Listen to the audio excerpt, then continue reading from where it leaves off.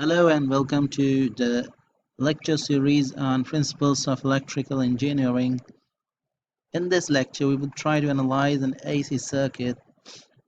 We will take up one problem, and for this given circuit, we have to find out the current I1, I2, I3 flowing in the various branches, as well as the voltages V1 and V2.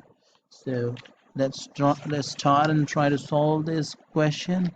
Before attempting to solve it, let us see what would be our philosophy to solve it.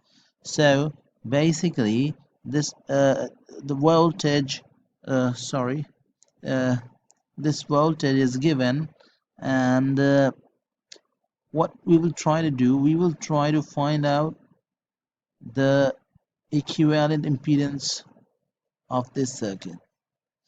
Okay, so then after that we will try to find out the current that will come out of. So the first thing would be to find out what is I1, and then we will try to find out V1, and then finally I2, I3 and V2. So let's start. So first of all, we will try to find out what is the impedance that will be seen by the source. This source, it's an AC source. So let's try to find it out. So we have this resistance of 4 ohm, and it is in series with the combination, this combination. Okay, so basically this 4 ohm resistance is in series with the parallel combination of this and this. Okay, so the equivalent of the parallel combination can be given as, so I write J6 times, and the other parallel component is 8 minus J4, and I divide it by the sum of the two impedances, J6 plus 8 minus J4. Okay, so if this is Z2 and this is Z3, okay, and this is Z1, then this basically, this one is Z1, this is Z2, Z3, and this one is Z2. Now we have to simplify it.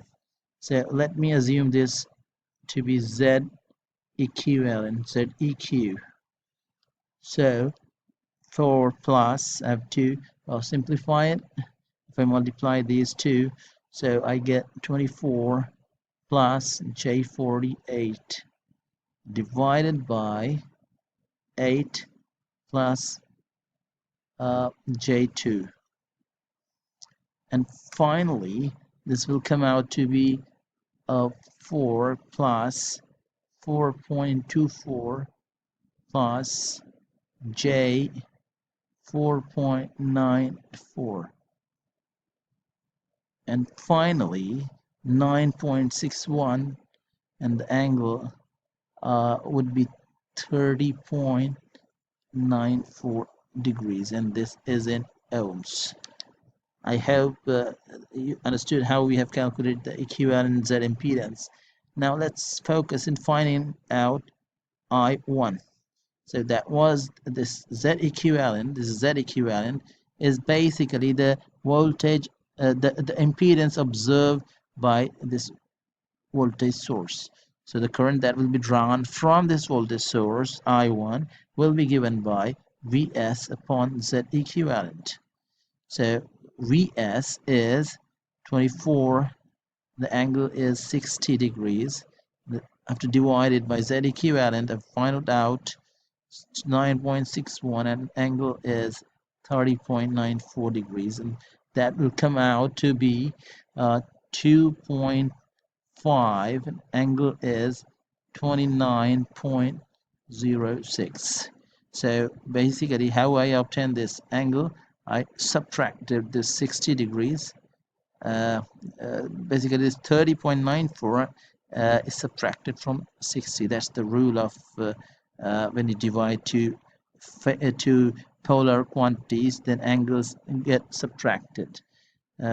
Next step would be to find out V1. So in order to find out V1, we apply KVL in this loop.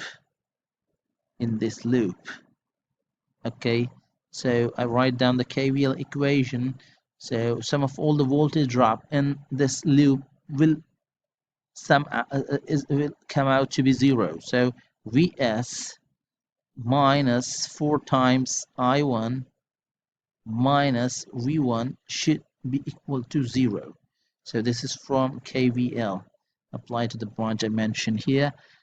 We have to keep in mind when we are going towards the flow of direction of current in our movement, the loop, then I have to use minus sign here, which I've used, sorry, and then the polarity of the voltage which I encounter first is not considered. The second voltage, this minus, I have written it here. So this comes to be 0. So we can find out V1 from here. So V1 is equal to Vs minus 4 times I1. So Vs we have calculated, and Vs is no, it's basically given. Sorry, it's basically given 24 angle 60 degrees minus 4 times I1. I1 is this. So the amplitude gets multiplied by 4. 2.5 times 4 is 10, and angle remains same. This is 29.06 degrees, and this sum will be this subtraction will be basically will come out to be 16.26, and the angle would be 78.43 degrees, and this is in volts. Okay, so let's move forward and let's try to find out I2 and I3. So to find out I2, this is I2 here, I2, and this is I3. So I2 can be found out. I2 is basically equals to V1 divided by J6. Okay,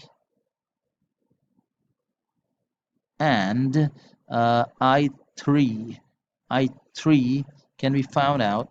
I3 is basically, since the same voltage V1 appears across the combination of 8 ohms and minus J4 impedance, so I have to write down V1 again here divided by the sum of the impedance 8 minus J4. So let me actually write it on the next page. So I2 is V1 upon J6. So V1 we have found out it is 16.26, and angle is 78.42 degrees, and that's divided by J6 is nothing but 6 angle 90 degrees. Okay, so don't wonder why I'm writing 90 degrees in place of J. J is basically here, so this angle is 90 degrees. So amplitude is 6, so 6 angle 90 degrees.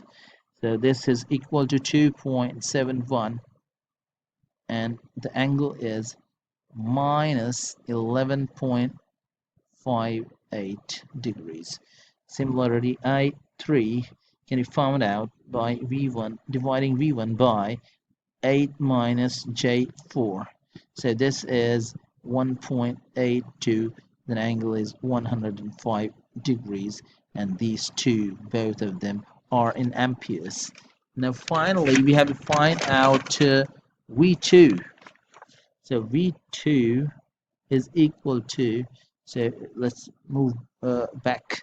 V2, see, V2 is here, so we basically have to multiply this impedance minus J4 by the current flowing through it, which is I3.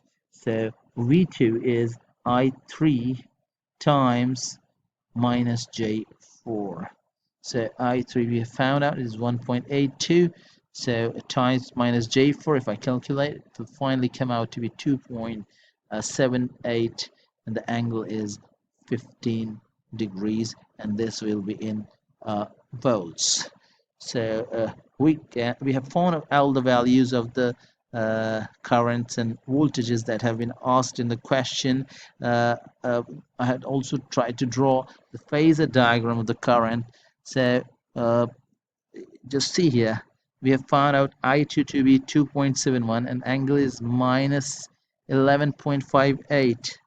So I2, this is I2, so angle is minus 11.58, and then I3 is 1.82 and angle is 105 degrees.